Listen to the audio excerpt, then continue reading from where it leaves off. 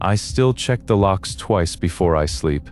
Not because I think someone will break in, because I know that what followed me home from that factory does not need a door. My name does not matter. What matters is what I saw. What matters is what I heard. What matters is that I was one of the lucky ones who got out. And I am still not sure that lucky is the right word.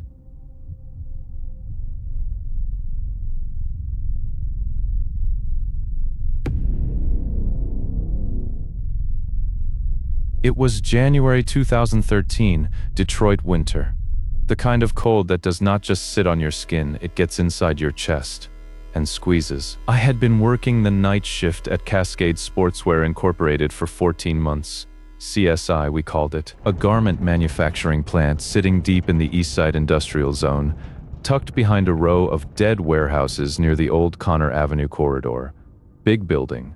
Ugly building. The kind of place that was never designed to be anything other than what it was. Concrete floors. Fluorescent lights that buzzed at a frequency just high enough to give you a headache by hour 3. 47 industrial sewing machines lined up in 7 rows, each one bolted to the floor on steel anchors sunk into the concrete. The smell was always the same. Synthetic fabric, machine oil, burnt coffee from the break room on the 2nd floor. I did not love that job, but I needed it.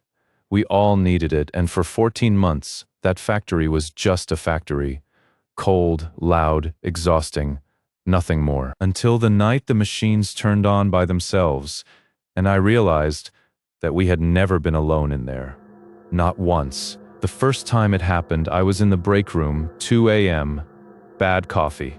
Somebody's leftover food warming in the microwave, filling the whole room with that smell. And then I heard it. A machine running. Not unusual, except that the floor supervisor had called a halt 30 minutes earlier.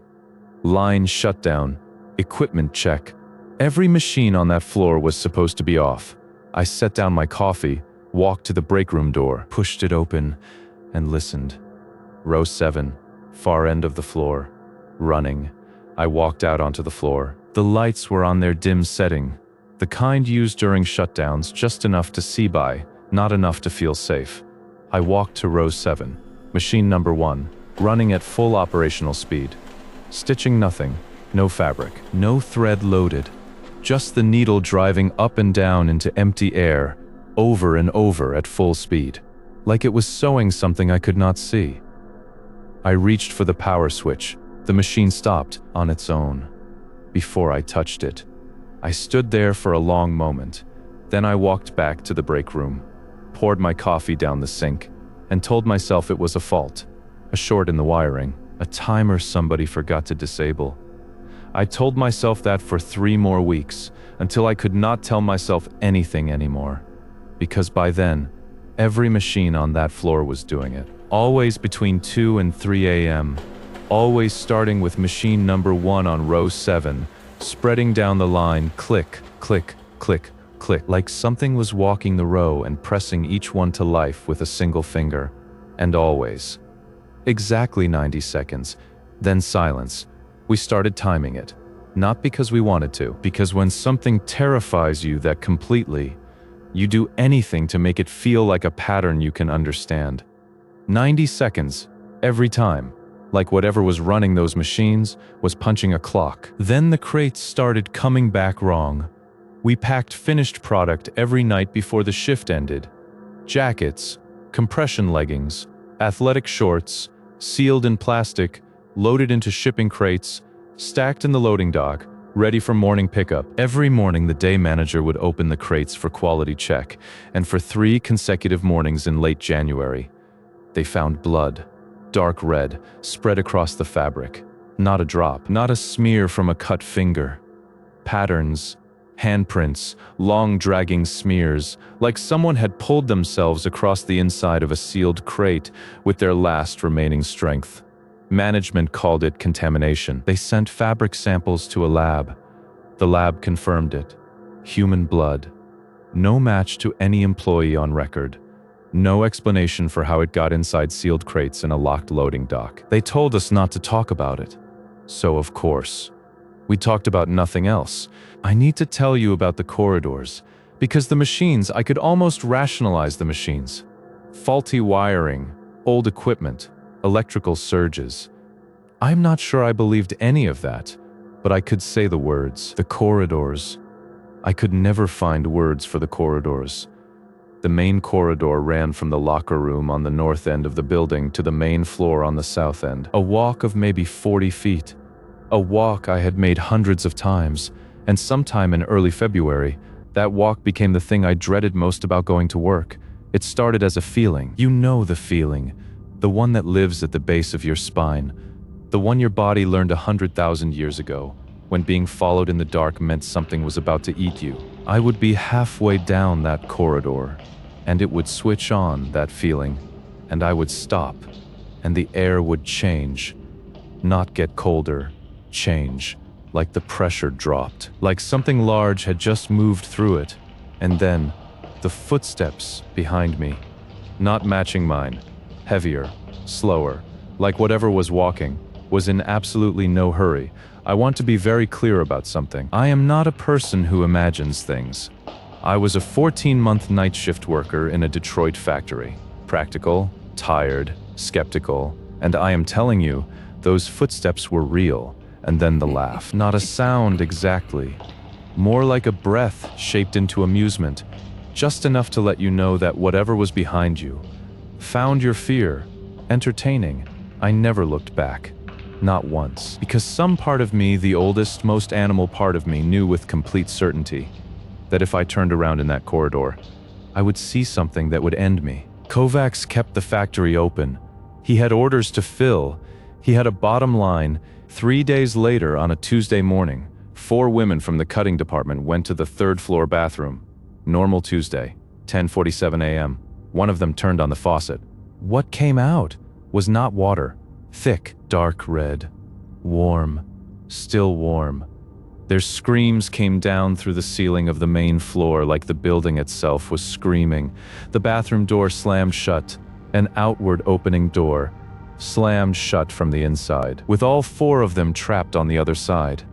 They were in there for 9 minutes, pounding, screaming, sliding. A maintenance worker broke the door open with a fire extinguisher. All 4 women were taken by ambulance to Detroit Receiving Hospital. I watched the ambulances leave from the parking lot, and I thought about quitting. I thought about it very seriously, and then I thought about my rent, and I went back inside. God help me. I went back inside. By late February, half the night shift had quit. The ones who stayed, myself included, stayed because we could not afford not to. Gerald Kovacs, the owner, was not a man who entertained nonsense. He believed in output, in deadlines, in numbers. He did not believe in what was happening to his factory, until the night he went onto that floor alone, after tripping every breaker in the electrical panel himself, and watched machine number 1 on row 7 turn on. I was not there for that, but I saw his face the next morning, and I understood, because his face looked exactly the way mine had felt for the past 6 weeks. He brought in Father Raymond Okafor, a Catholic priest from St. Stanislaus Parish on the east side. A quiet man, deliberate, the kind of man who carries stillness with him like a coat. The community knew Father Okafor handled things that other clergy would not touch. He arrived on a Sunday, leather satchel, worn prayer book, an expression that told you he had already prepared himself, not for what he hoped to find, but for what he knew he would. He walked every inch of that building. I followed him at a distance. I watched him pause at the basement stairwell for a long time before going down. I watched him stand outside the third-floor women's bathroom with his hand flat against the door, eyes closed, lips moving. He was in there for 11 minutes. He came out and said nothing, but his hand was trembling. That night, Father Okafor set up on the main floor, salt circle around him, 6 candles, open prayer book on a folding table. A handful of us stayed to watch. We positioned ourselves near the exits. He began to pray at midnight, not quietly, not delicately. He prayed like a man issuing a command to something that outranked him. And at 2:17 a.m., the factory answered. The sound came from everywhere at once, not from above, not from below, From inside the walls, like the building itself exhaled something it had been holding for a very long time. Father Okafor's satchel flew off the table, all 6 candles extinguished simultaneously, and on the walls in the total darkness, shadows, moving, shaped like human figures, but moving in ways that human figures do not move. I ran. I am not ashamed of that. Every single one of us ran, and Father Okafor ran first. He made it to the parking lot before any of us, both hands shaking, and he said, and these are his exact words, because I was standing 4 feet away when he said them, "There is something in that building that has been there a long time, and it does not intend to leave, and God help me. I don't think I can make it stop." He never came back. You did not just hear it, you felt it move through your sternum, and then the floor just came apart. Machine after machine tearing loose, rising, crashing down, some of them running at full speed midair. Needles driving into nothing. People running everywhere, screaming, the lights strobing, and I could not move. I could not move because I was looking at the far corner of the room, at the silhouette, standing perfectly still, in the middle of all that chaos, a woman's shape, not moving, not reacting, just watching. And even from 40 feet away, across a floor of screaming people and flying machinery, I could tell. It was watching me specifically. Someone hit me from behind, a coworker running, shoulder catching mine, and I ran. I ran and I did not look back, and I made it out. 23 people were injured that day, 11 hospitalized. I had a fractured wrist from falling near the exit. I sat in the Detroit receiving emergency room for 4 hours, and all I could think about was that silhouette and the absolute stillness of it while everything around it was being destroyed. I have to tell you about Diana, because Diana is the part I think about most. Diana is the part that keeps me checking the locks. Diana worked row 2, 3 years on the line before I ever started. Quiet woman, early 30s. She kept to herself in a way that never felt rude, just removed, like she was physically present but only partially here. She talked to herself sometimes, or we thought she was talking to herself, looking back. I am not sure she was. Sometimes she would stop mid-seam and stare at a corner of the room. Not glance, not look, stare, and she would slowly shake her head, like she was disagreeing with something, like she was saying no to something that was asking. We thought she was strange. We had no idea she was the only one in that building. Who understood what was in there with us? When machine number 1 rose off the floor, Diana stood up from her station, calmly, pushed her chair back, smoothed the front of her work apron, and walked to the center of the floor, and she faced the corner, where the silhouette was, and she started talking. I was 30 feet away, running toward the exit, and I stopped. Because something about the way she stood, the absolute stillness of her, made my legs stop working. She was not shouting. She was not praying. She was talking at a normal conversational volume, steady, unhurried, like she was negotiating a price, like she had done this before. The workers running past her said her eyes had changed. I could not see her eyes from where I stood, but I could see her feet, and around her feet, the linoleum was bulging upward, slowly, in a circle, like something underneath the concrete was reaching up toward her. The machines went louder. Diana went louder. Not screaming, just louder, matching it, answering it. Word for word, and for 30 seconds, the machines stopped, every single one, complete silence, just Diana's voice in the center of that room, and something answering her, something I could not hear, but could feel, in my back teeth. Then everything exploded at once. Someone grabbed Diana by the arm and pulled her toward the exit. She did not resist. She let herself be pulled, but she kept her eyes on that corner the entire way out. In the parking lot, she sat on the ground, knees up, arms wrapped around herself, staring at the factory entrance. I sat down next to her. I asked her what she had said in there. She looked at me, and she said, "I told it we were leaving, and I told it not to follow." I asked if it listened. She looked back at the building, and she said nothing. She said nothing for 6 hours. And when she finally spoke again, she would not talk about the factory. She would not talk about what she saw. She would not talk about what answered her. She left Detroit 4 months later. New city, new name, somebody said. I hope she made it. I genuinely hope. Whatever she told that thing in there held. Cascade Sportswear Incorporated shut down in March 2013. The official filing with the city cited structural instability. That is what it says on paper. Structural instability. Kovacs brought in people from 3 different states before he made that decision. Structural engineers, paranormal investigators, demonologists with university credentials out of New Orleans. Every single team, regardless of their methodology, regardless of their belief system, reached the same conclusion. Something was wrong with that building, and nothing they had could make it right. The building is still there. I checked last month. Still standing. Boarded windows, chained loading dock. The old CSI logo faded on the outer wall, but still readable if you know what you're looking at. Nobody has bought it. Nobody has torn it down. It just sits there, in the East Side industrial zone, waiting. People who live near it say you can hear the machines on cold nights. That rhythm.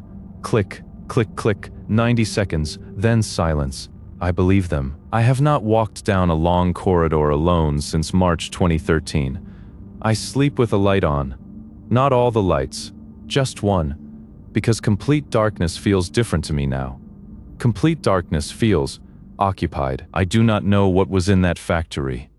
I do not know how long it had been there before we showed up with our machines and our deadlines and our bad break room coffee. I do not know if it is still there, or if it found a way out. What I know is this. I was in that building for 14 months, and for at least some of that time, something in there was watching me work. Every night, learning my face, learning my movements, learning my name, and sometimes, late at night, when the house is quiet and I hear something I cannot immediately explain. I think about Diana sitting in that parking lot and what she said. I told it we were leaving, and I think about what she did not say, what she refused to answer when I asked if it listened. If you are in Detroit, and you know that building on Connor Avenue, you already know not to go near it at night. If you have ever heard those machines running from the street, go home, lock your door, leave the light on, and do not, under any circumstances, say its name out loud, because I am not entirely sure. It does not already know yours. If this story reached you tonight, drop a comment below. I read every single one, and if you have ever been inside a place that felt wrong in a way you could never fully explain, tell me about it. Because I am starting to think there are more buildings like that one than any of us would like to believe. Take care of yourselves out there. Genuinely, take care of yourselves.